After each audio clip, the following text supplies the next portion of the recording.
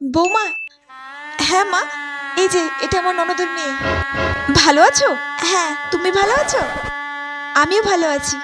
এ বাবা, বিয়ে বাড়িতে এসেছে অথচ একটা সোনার গয়না পরে আসেনি। আমিও না কি সব বলি, সবাই কি আমার মতো বড় লোক নাকি? হ্যাঁ মা, আমাদের তো সবার খাওয়া হয়ে গেছে, তোমাকে কত ডাকলাম, তুমি তো আর আসলে না। যাও টেপির মার সাথে বসে পড়ো, ও বাকি আছে খেতে। টেপির মা? ওই কাজের মাসের সাথে আমাকে খেতে হবে এক টেবিলে বসে? কখনোই না, আমি খাবো ওর সঙ্গে বসে। মা, আসলে আমার না এখন খিদে নেই, আমি এখন খাবো না। আচ্ছা ঠিক আছে, পরে খেয়ে নিও খিদে পেলে। হ্যাঁ, আমি পরে খেয়ে নেব।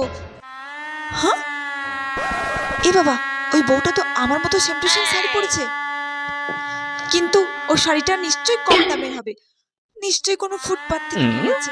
আমার শাড়িটার মতো দামি হবে না, আমার শাড়িটার দাম তো 1,00,000 টাকা। যতই আমার মতো শাড়ি পরে আসুক,